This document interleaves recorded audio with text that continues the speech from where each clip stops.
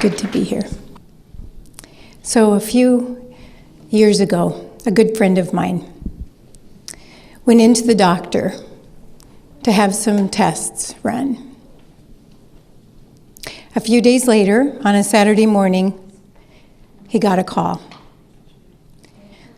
The doctor called and said, "I want you to come in." And Scott said, "Well, I have a full day today, but I can come in on Monday." It was Friday. The doctor said, "No, you need to come in now." Never a good sign. He went into the doctor. He sat him down and he said, "Scott, I hate to be the one to tell you this, but your liver is full of tumors." He said, "I can't believe you're walking around like this." And he said, "The reason I wanted you to come in today is because I don't know how much longer you're going to feel good enough to take care of business.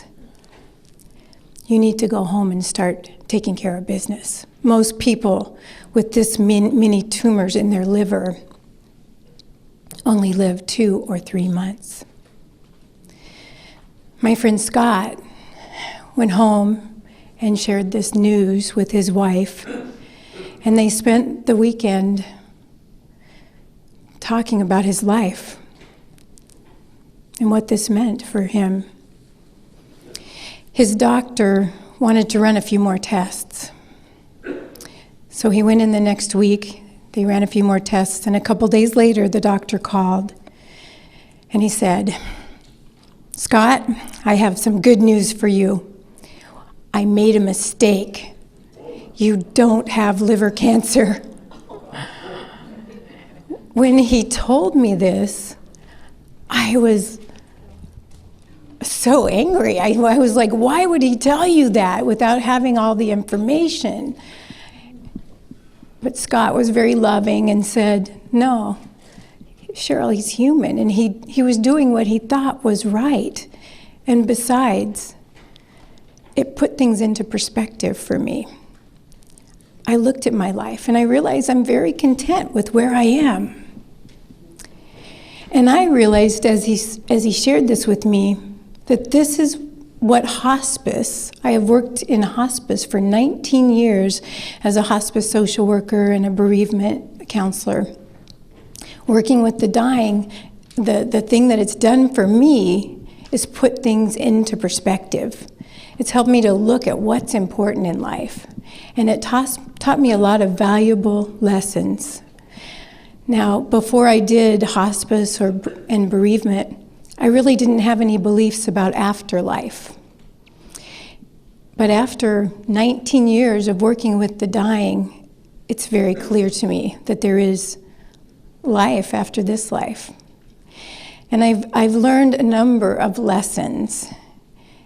And today I want to share some of those lessons with you, some of the things that I've learned as I've sat with people in the last hours and days and sometimes moments of their lives. And it's always important for me to mention that when I do share these stories, I always change people's names and any identifying information to protect them and myself. And I feel very honored to be able to share their stories. So the first lesson that I learned was that we are so much more than our bodies, so much more.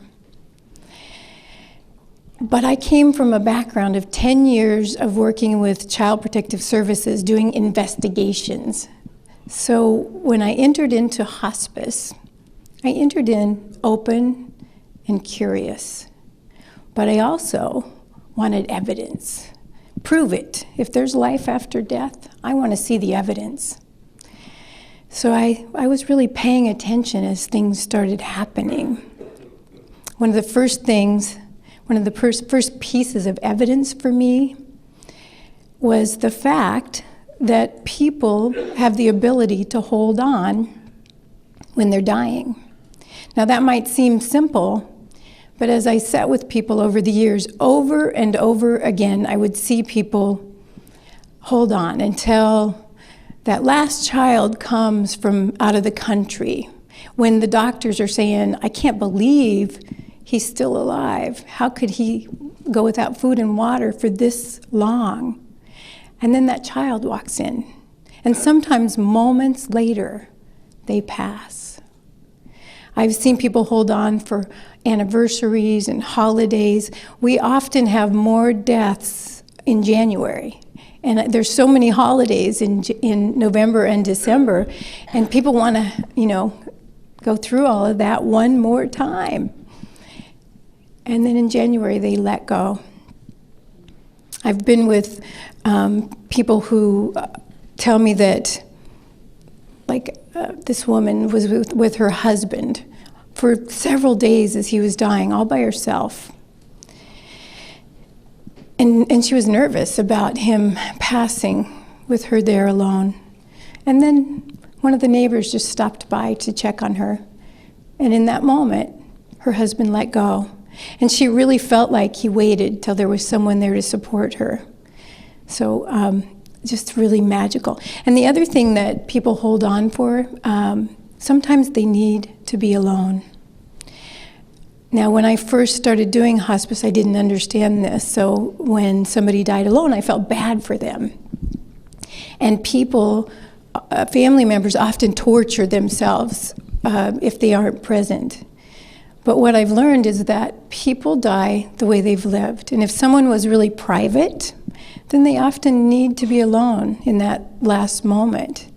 Or a lot of spouses seem to wait till their husband or wife steps out of the room to pass. And I kind of think that has to do with, after 60 years with someone, it's hard to leave them. So they wait until they step out of the room, and then they make their exit. So just amazing experiences. Now, a few years ago, I was in the hospital, and there was a man dying in his hospital room, and his wife had been there for days on end. And a bunch of other relatives came, and she decided to go home and change clothes.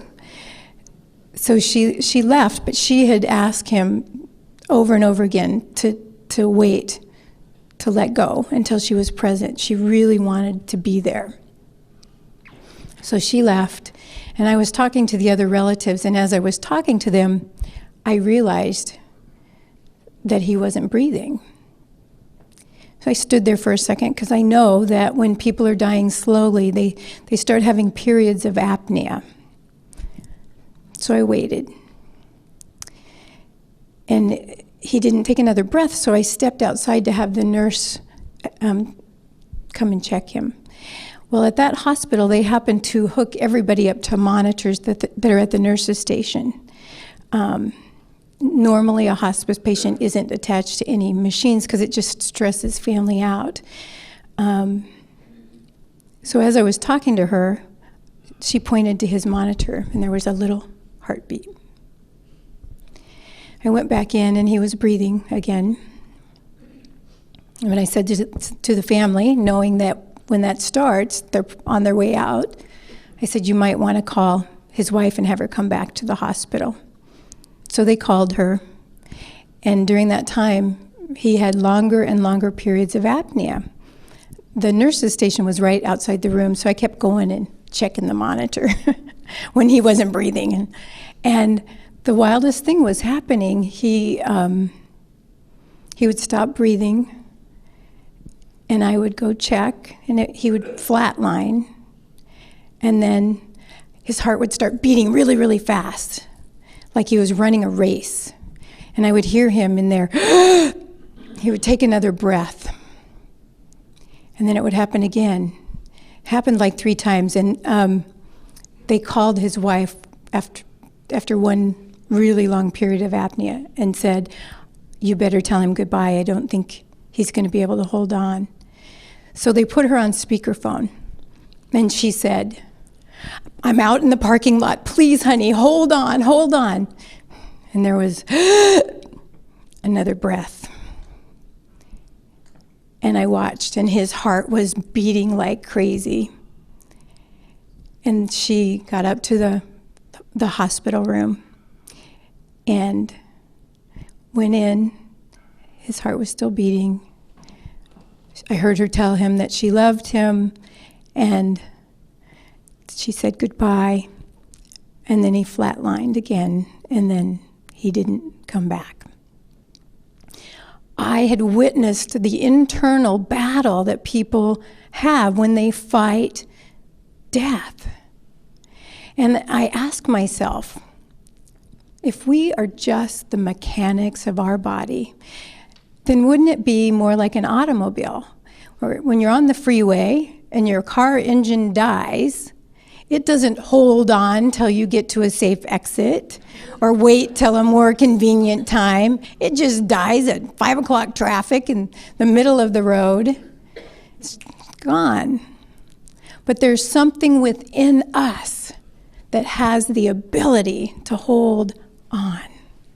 So that was my first inkling that there was more than this body, the essence, the spirit.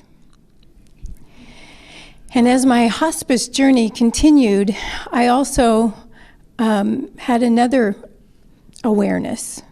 It happened the first time I was with someone when they took their last breath. I was standing at the foot of this woman's bed, and her family was around her, and she stopped breathing.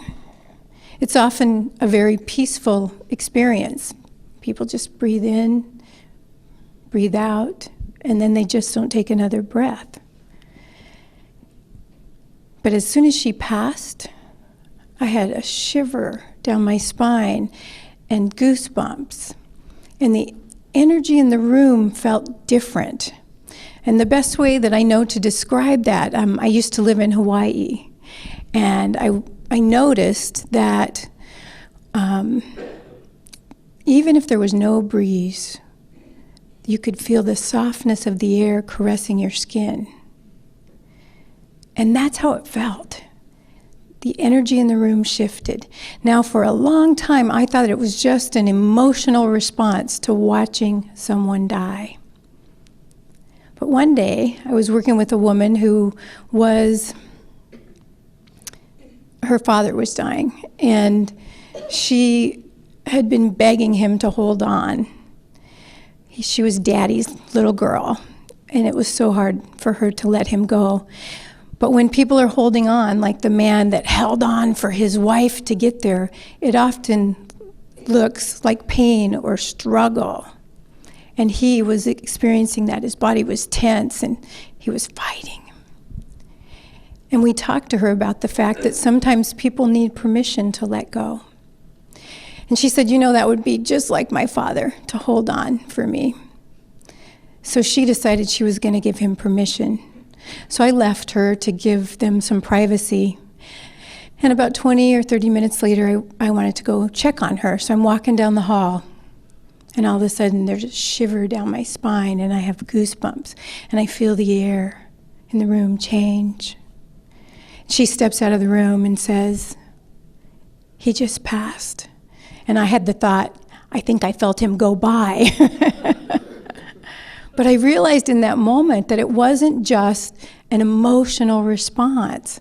I was feeling the essence of his being or her being as they left their bodies. I felt that energy. So that was a pretty amazing experience for me. Now, I was with a family, a Muslim family. They had been doing vigil around their loved one's bed for days on end, and they were all really having a rough time. So the hospice nurse and I decided to have a family meeting to help kind of prepare them for their loved one's death. There were so many of them that we had them come out of the room and go into a conference room. So we're all in the conference room, and part of what I shared with them was the fact that sometimes people need to be alone. And I encouraged them to give their loved one opportunities to be alone, and told them, tell him I'll be back in 10 minutes. And if he wants to have you there, he'll hold on. But let him have some time where he has privacy. And I even suggested that, I said, it's even possible that while we're meeting right here, he could pass, because you guys haven't left him alone for days. So we were walking back to his room, and all of a sudden, I had a shiver down my spine, and I got goosebumps. And just in that moment, the nurse came up to me and said, he passed. And I felt this big energy, and all of a sudden, the fire alarm started going, lights started flickering. I was like, whoa. I was very aware of all that was happening. His family was distraught. They just got the news. So their awareness was more internal. But I was very aware of everything that was happening. And I felt like this man made a grand exit. It was really a beautiful experience.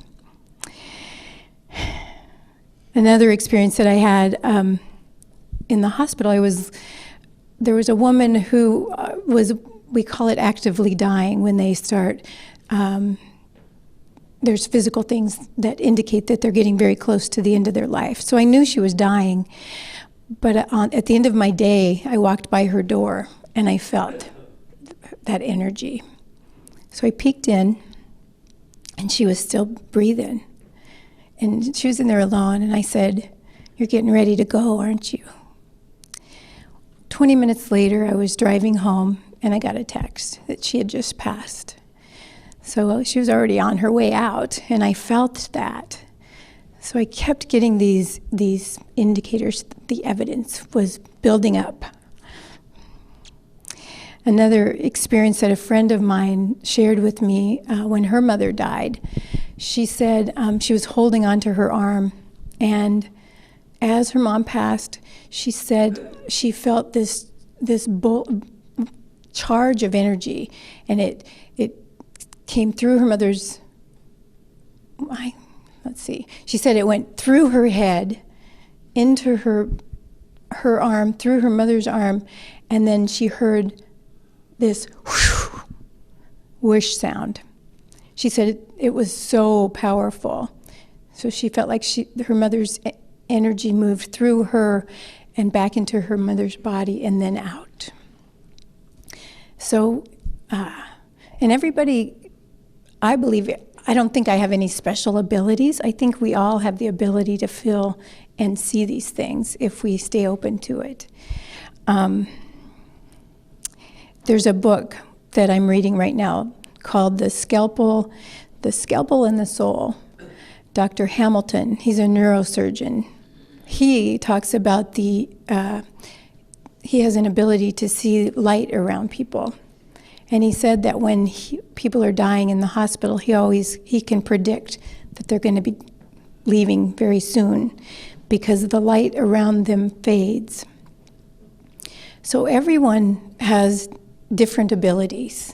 I don't see the light, but Dr. Hamilton does. So there was a third piece of evidence for me that we are so much more than our bodies, and that is the fact that over and over again, people that I'm with are experiencing deathbed visions. They see people who've passed on before them. They share, often they have conversations with them and then with me. It seems very real to them. It is very real to them. Even in my family, years ago, my grandmother, when she passed, she was, calling for her mama. And my Aunt Dorothy, when she passed, she was actually in hospice with her husband. They were both on hospice service in the same room. But as she was dying, she was calling out to her deceased ex-husband, which I don't know how her husband felt about that, But what I realized is that, although marriages end, love never dies. So he came to greet her. They had children together, and she did love him very much. One of our chaplains shared that he was with a woman recently, and she was counting 1, 2, 3. He said, "What are you doing?" She said, "I'm counting the angels." He said, "You see angels?" She said, "Lots of them." So just some really sweet experiences.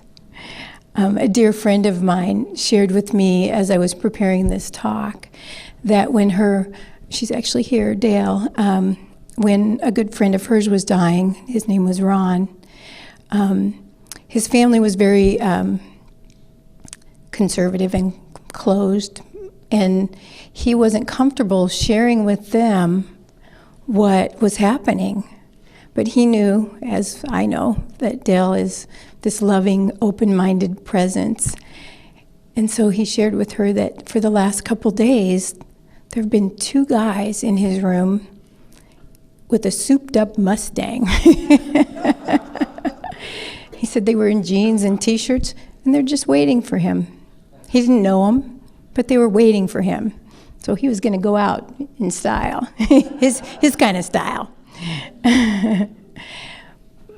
But he didn't ever share that with any of his family because he knew they would tell him he was imagining things. So, and one of the other experiences I had, there was this 40-year-old man was dying in the hospital.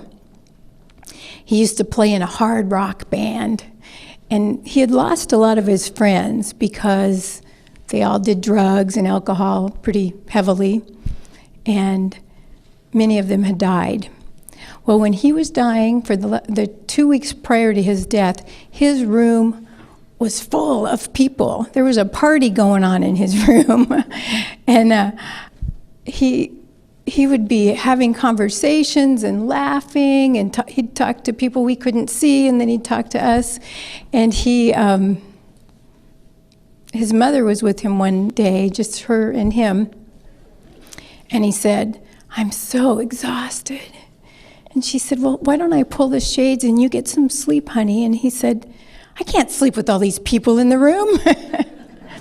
And she said, "Well, why don't you ask them to go? They can come back later." So he thanked them for coming and said, "I really need, guys, I really need to get some sleep. Could you just come back later?" She said as soon as he spoke that, 20 minutes later, he was sound asleep and slept for many hours. One of the last times I saw him, again, the party was going on while I was in the room, and I was sitting with him, and he kind of startled me because all of a sudden he went, "Hey, hey!" And he said, "Before you go, can I get your autograph?" And I was like, wow. I never did find out who was visiting him, but from the hard rock band, I probably wouldn't have known. But some really beautiful experiences I've had. And as I look back on the evidence that I gathered about whether, the fact that we are so much more than our body, I looked at the fact that people can control the moment that they let go. I looked at the fact that I feel energy when people leave their bodies. And I looked at the fact that over the 19 years that I've done this work, I've heard hundreds of stories and been with hundreds of people who are having those experiences of deathbed visions, of people visiting them. I don't even know if vision is the right word. It's a very real experience for them. And I've never seen it be an upsetting experience for them unless somebody says, "There's nobody here. You're imagining things." And then they get a little anxious, like, what, am I going nuts? But what that did for me, that realization, it showed me that we are so much more than these bodies, that we are spiritual beings, that energy that I feel is the essence of our being. It's the part of us that goes on. I have no doubt. And knowing that I'm living a spiritual life, I'm a spiritual being living in this body for a while, it shifted the way I live my life. It made me want to live more intentionally, more awake, more compassionately. And it reduced my fear of dying. I actually look forward to that time. Now, don't get me wrong, I love life. And I want to be here as long as I'm having fun and feel good. But I'm not afraid of that moment. And the biggest realization I got is that this is a universal experience. It's universal. When we leave our bodies, there is no race, there is no sex, there's no color. We're just energy. We're all part of the whole. It was a huge lesson for me. So another lesson that I got from working with the dying was the importance of staying open to the magic. There is so much magic in the world, but we have to stay open to it.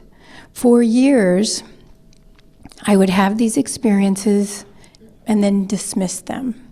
Oh, it's just your imagination, wishful thinking. When my bereavement clients would have experiences, I would say it's just their grief. But after 19 years of having these experiences over and over and over again, I know that there is so much magic. So in 2016, I talked at the Life After Life Club, and there's a video on YouTube from that talk. 580,000 people have watched it, which amazes me, but it also speaks to the fact that people are very curious about this.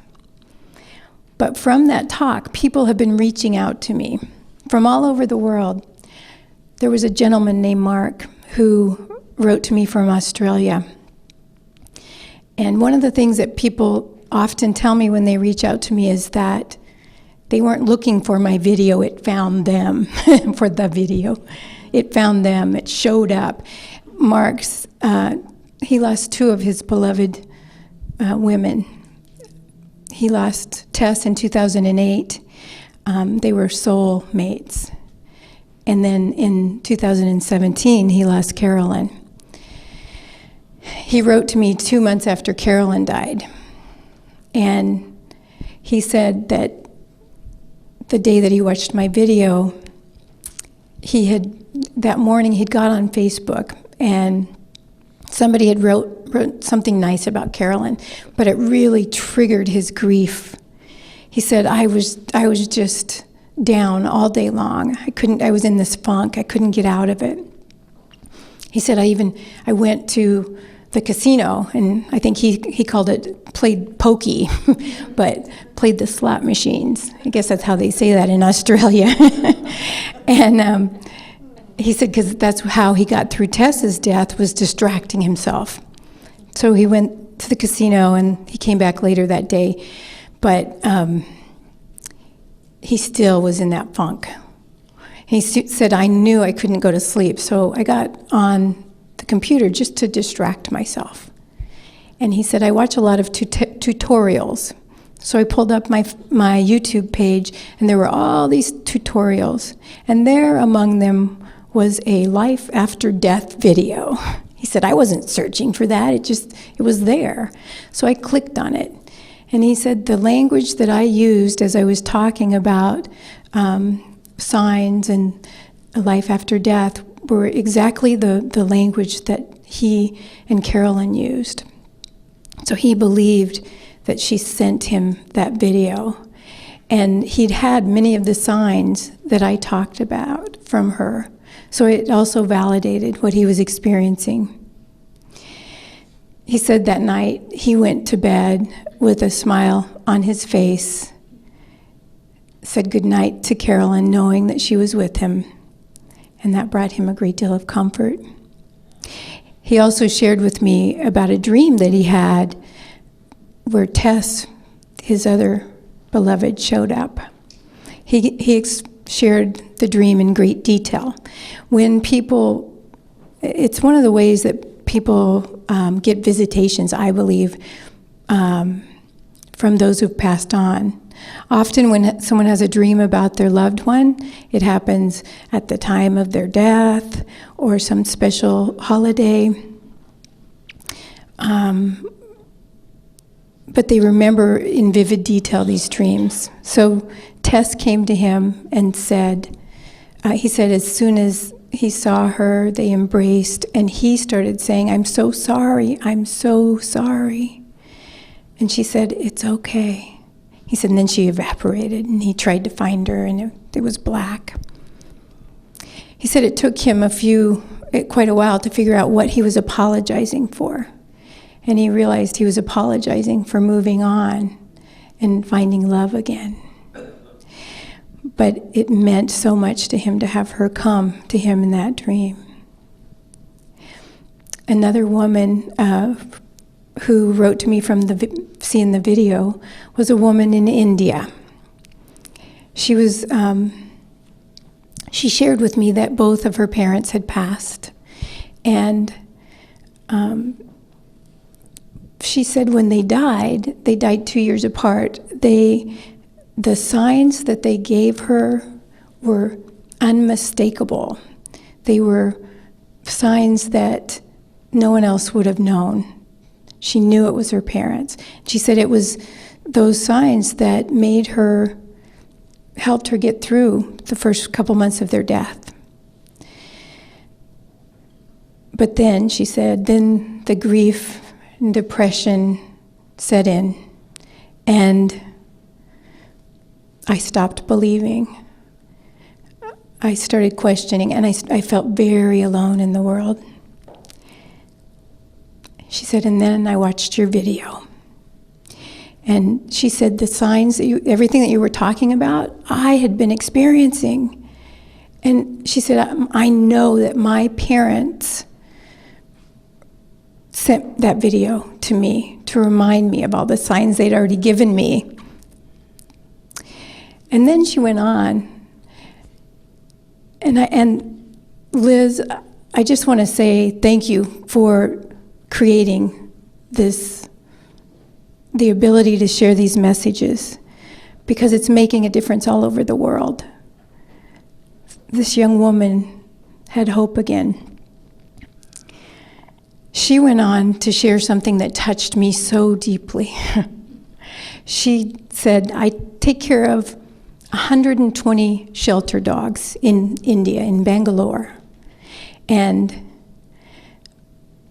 I choose to be with those dogs as they pass. They're my extended family. They're all the family I have. So she chooses to sit with the dogs whenever they're passing. And she said, I've probably been with more dogs when they died than anybody. And she said, I started noticing a pattern. She said, moments before they passed, they would wag their tails. She said it was as if they were seeing somebody they loved, or they heard a familiar voice. She said, but it wasn't until I watched your video and heard about deathbed visions that I realized that they were being greeted from the other side. That was, for me, I'm a huge animal lover. It was very comforting.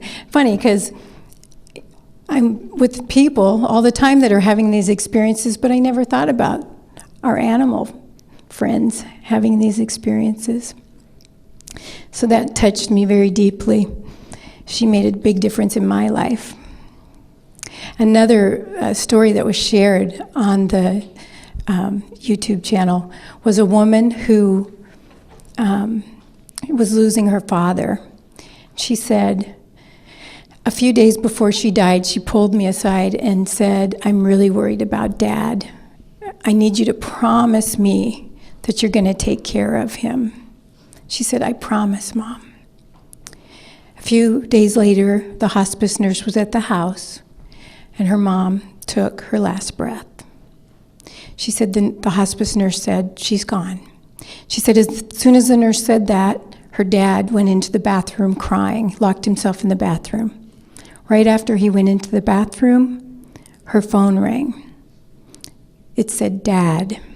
She said, I knew my dad was in the bathroom, and his phone was sitting next to me on the coffee table. She said, I answered it, and nobody was there. She said, I know that my mom was reminding me to take care of Dad. She went on to share that a few days later, she was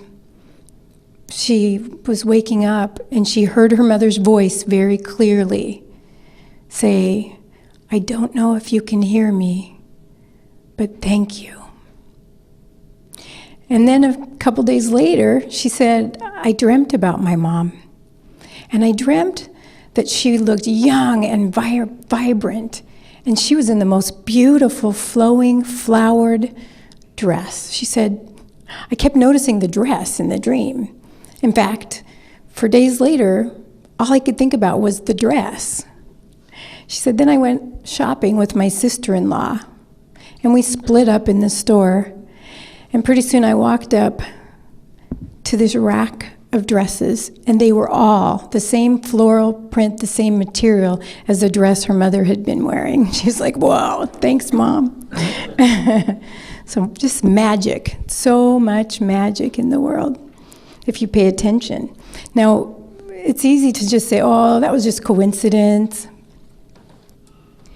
Now, not all experiences are as dramatic as that. I had a friend, one of my ex-coworkers shared that when her father died, she was in the garden, and this butterfly flew around her and then landed on her heart. People often have experiences with birds and butterflies and any winged animals. And she said, I instantly just knew that this was a message from my dad. She said, I wanted to run in the house and say, look, Dad is sending me a sign. But she said, I knew it was just between the two of us. So sometimes it's just a feeling. The flying critters act a little different. There's a video on YouTube that I recommend you all go look up if you haven't seen it, about there were two sisters who were losing their mother, and before she died, they said, now could you, when you die, will you send us a sign that you're okay? And then one of them said, send us a cardinal. And her mom said, I'll see what I can do. The day after her memorial service, they all got together to play her favorite card game. And one of them heard a noise at the window. So they went out and came back in carrying a cardinal. It wasn't hurt. It was letting them all pet it. Then they took it outside to release it, and that's the part they videotaped. So this sister, one of the two sisters, throws the cardinal up in the air, and it flies up in the air and then comes back and lands on her shoulder. And they both started crying. It was so sweet, and I was so excited to see this video because I have been hearing about these experiences and having them, and I'm like, somebody caught it on tape. So if you Google sisters receiving a sign and cardinal, you'll be able to watch that video. The other magical thing that happens is that people, this doesn't happen as often, or I don't hear about it, people have out-of-body experiences when they're dying. I've had people, I shared a couple years ago about a woman who was stone deaf, and we met in another room, and then I went in to tell her goodbye, and she repeated verbatim the conversation we had had. Well, even when I was in the room, I would have to yell to get her to hear me, but she knew everything we talked about. I've had people come out of comas and do the same thing. I was at a party not too long ago, and I met this beautiful man. His name is Hanalei Vieira, Dr. Hanalei Vieira, and he wrote a book called The True Heart of a Man. It's a beautiful book. Well, he and I were new authors, so we started talking about our books, and I was sharing about The Final Dance I published last year. And I said, yeah, I wrote about the lessons I learned from the dying. And then I said, and laced throughout the book are some of the more magical, supernatural experiences I've had. And he said, well, you better write about that. And he went on to share with me the most beautiful experiences. He said that when his brother Alan was dying, he was 40 years old. He lived in Las Vegas. He was a gay man dying from AIDS, HIV, and he used to be a backup singer for Debbie Reynolds. He said when he first got to the hospital, he was overcome with sadness as he saw Alan, because he was just withering away, and he knew that he wasn't going to come back from this. Now, Alan had been a practicing Buddhist for 25 years, so Hanalei was shocked when he was struggling so much with his death. He didn't want to talk about it. He said he was closed down and tense, and he was just surprised at how much fear was coming up. So he sat down with him one day and said, Alan, just because I want to talk about saying goodbye and want to talk about you dying doesn't mean it's going to happen any quicker, which I thought was such a wise thing to say. And what he did was open the door to have his brother share his experiences. A couple days after sitting at his bedside for days on end, he and his new wife, Melissa, had been there day and night, and he said, I need to go outside and get some fresh air. Alan was sound asleep. So they went outside, and they walked around a little bit, and then they sat on a boulder. He said as soon as he sat down and got still, he just started sobbing. The realization set in. And after he calmed down a little bit, they started talking about Alan's life. And then they started predicting what his next life might be. Then they went back into the room. Alan was still sound asleep. A little bit later, he woke up. And he said, were you guys did you go outside? And they said, yeah, we went for a walk. Were you sitting on a boulder? He's like, yeah. And he said, did you cry? He's like, yeah, I cried. And he said, you were talking about my life? And he said, he was kind of freaking him out, but yeah, we were. He said, you were talking about what my next life is going to be. And he agreed. And then Alan leaned over and said, don't be surprised if I show up as your daughter.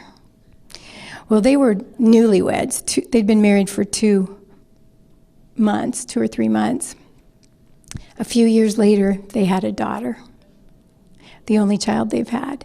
And he said it's eerie how similar they are, the characteristics, the mannerisms. And they said that they told his daughter about her uncle, Alan, all through her life. And she believes that he is her guardian angel. And she shared with them that she was walking on the beach one day and talking to Alan. And then she stopped to watch the sunset, and the sun was just at the horizon. And she said, Uncle Alan, could you give me a sign that you're around? And just then, 4 dolphins jumped. And she said they were right in front of the sun, so she could clearly see them. And she felt like he had sent her a sign. Hanalei also said that a couple days before they left his brother, he was sitting watching TV while his brother, again, was just totally out of it. And on the screen, an old clip shows up, a video clip of Debbie Reynolds. And there in the background was his brother Alan, looking vibrant and healthy. He said, he leaned over and he said, "How did you pull that one off?" There is so much magic in the world. And I'm sure you've all heard of Anita Moorjani, who wrote the book Dying to Be Me. She too talks about her out-of-body experience. I heard her speak about a year ago. She talks about watching her brother trying to get to her. She heard a conversation that the doctors had that there was no way she should have heard, and repeated it to the doctors, who were pretty freaked out when she told them what she heard. And I mentioned earlier the book that I'm reading, The Scalpel and the Soul by Dr. Hamilton. He's a neurosurgeon. He does brain surgery. And he shared that during one of his surgeries, they actually had to drain all the blood out of this woman's brain in order to do the surgery. So they lowered her temperature so that she wouldn't have brain damage. And they started doing the surgery. And during the surgery, so he said basically she was brain dead. There was nothing happening, no neurons firing. And they did the surgery. And during the surgery, one of the nurses had just gotten engaged. So she was talking about her engagement. She talked about where he bought the ring, what kind of cut it was. And later, when she was coming out of the surgery, she repeated this conversation. And he said there is absolutely no way physically she could have heard that. But she heard that. She was, I think, out of her body. So it just keeps, the magic keeps happening. And I love that so many people in the medical field are having these experiences and starting to share them. So the third magical thing that I experience when people are dying is the fact that people can often sense when death is coming. Oftentimes I've left people when I'm visiting them, and I'll say, "I'll see you later," and sometimes they say, "No, I don't think you will," or "I don't think I'll be here." And I learn to listen to that, because often their predictions are right. But as a bereavement counselor, I used to hear stories from grief groups, people who had lost their loved ones quickly, maybe an accident, aneurysm, a heart attack. And they would say things like, the last time I saw them, our goodbye felt different. They stopped and turned around and hugged me and held me. Or they shared how much I meant to them. And then they died a couple days later. It's as if they knew. As I was preparing for this talk, I talked to one of the other social workers, hospice social workers that I worked with. And she shared something really beautiful with me.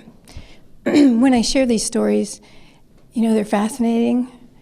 And I so appreciate people sharing them, but I also know that with this story came tremendous pain. And I don't ever want to minimize that.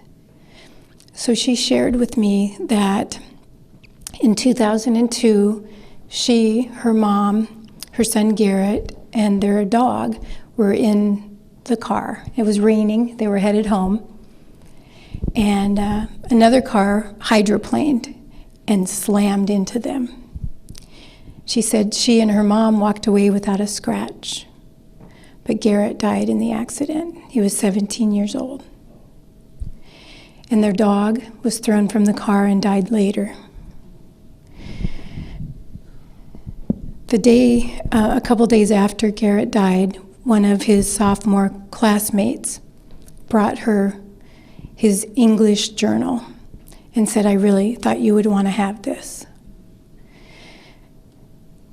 He said, the day before he died, the English teacher gave us a bunch of prompts, and the one that Garrett chose to write about was, if you knew tomorrow would be your last day on earth, what would you do? Garrett wrote, if I knew that tomorrow would be my last day on earth, I would first go see all my loved ones and say my goodbyes, because I would know that what I said that day would last in their minds for eternity. I would also do things that I had never done before, such as skydiving and sailing. I would have a tremendous amount of fun, and I would not even worry about what the future held for me. When his mom shared this with me, she said, there is a higher power at work here. And they used that at his memorial service. I felt so honored that she shared that with me. And it brought her family tremendous comfort. Tremendous comfort.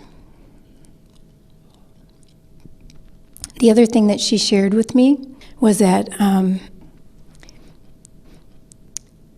a year after his death, they had a memorial bench built. And she and her husband went, and they were there all day long watching the bench be installed. They wanted to scatter his ashes in front of the bench.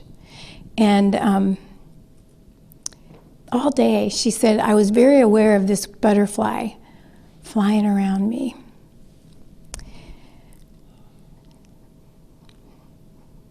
She said, my husband, he didn't believe in those things, so I didn't tell him. She said, but on the way home, he said, oh my God, did you see that butterfly? It was around us all day long. She felt like it was a sign from Garrett. And she said now, anytime they have a family gathering, there are always white butterflies around. So much magic in the world. And as I said, we all experience it differently. The man from Australia, Mark, told me that his first beloved, Tess, felt energy and always was having experiences. And he said, I wish I could have an experience. And her response was, stay open to it, darling. Just stay open to it. That's all you have to do. Stay open, stay present, and it will be around you. You will see it. It is around you. And trust yourself. Trust that what you're seeing is what you're feeling, because you feel it. When there's a sign from beyond the grave, you know it at a deep level.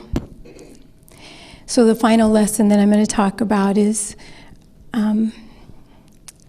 a lesson that has really helped me in my life, and that is to live as if you're dying. Live as if you're dying. Now, most people might say, well, of course we know we're dying. We're all dying. We're all going to die. We know that. But the truth is that when I sit with patients, they often say to me, I thought I had more time. Life just got away from me. So stay present to your life. I worked with a man named Steve who, he was very driven, hardworking, 80 hours a week. And then he was given a terminal diagnosis, and he was told that he had a year to live. I met him a year after that. He told me that last year was the best year of his life, the best year of his life. He said, having that terminal diagnosis, it freed me up. I didn't worry about what people thought. I did what brought me joy. I stopped working so much. I think he stopped working altogether. That in itself will bring you joy sometimes. But he said that there was a sense of urgency that pushed him to try new things, to get out of his comfort zone. He said, I lived more in that last year than I did in my entire 50 years before that. Now, myself, I have spent most of my life prior to hospice living as if I was going to live forever. And what that looks like for me is that I lived as if I had all the time in the world. I put off my dreams. I, put things on hold until I had more money, until I was thinner, until I met Prince Charming. I put my dreams on hold. And the other thing that happens when you live as if you're going to live forever is you get complacent. You get into a rut, that daily grind. For me, it was I'd get up, I'd go to work, come home, have a little dinner, watch some TV, go to bed, get up, go to work. You know the deal. I got into a rut. I was sleepwalking through my life. And there was no urgency that Steve talked about. And the third thing was that I lost sight of what really mattered, as I see often with other people, that we work 80 hours a week to accumulate more stuff, and we lose sight of what's important.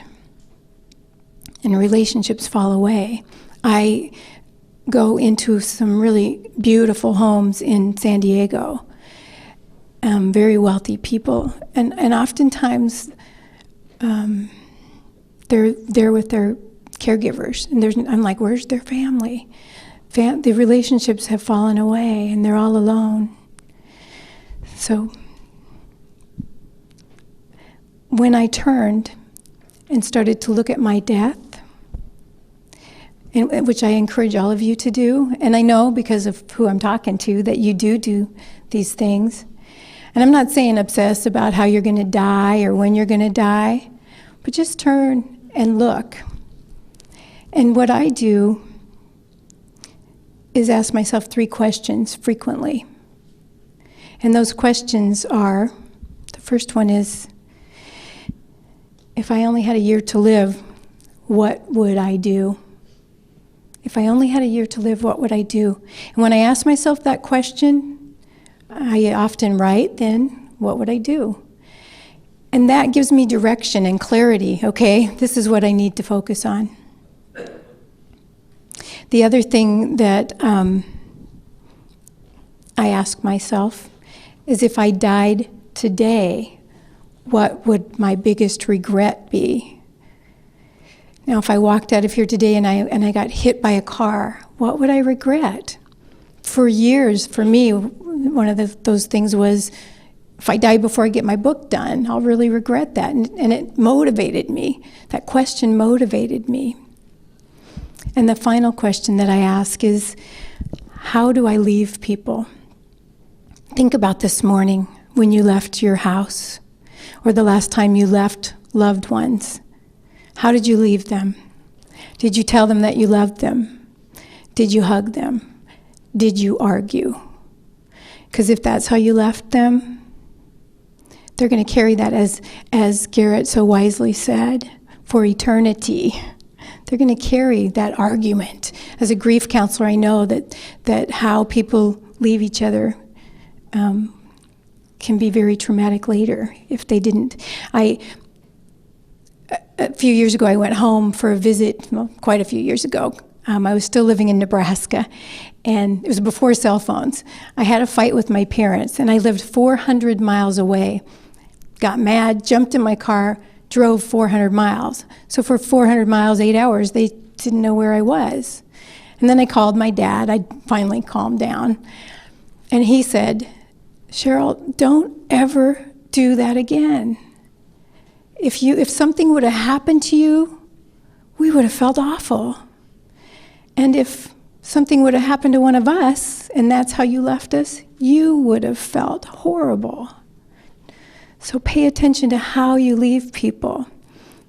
I once was with a patient who I felt the desire to go and tell her how much she meant to me. She had really touched me. We had really connected.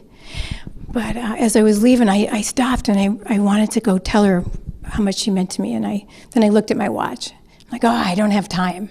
I'll tell her later. Well, later never came. She died that week. So pay attention to those urges and tell people how much they mean to you. Author Norman Cousins says, death is not the greatest loss in life.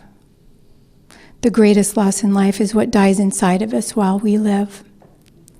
So pay attention to what you desire. Garrett spoke beautifully to this lesson at 17. He said, don't leave anything unsaid. Tell people what they mean to you. Take risks. Do things you've never done before. Have a tremendous amount of fun. And don't worry about the future. Very wise words. And I feel so honored to have been able to share them with you. Thank you for this opportunity.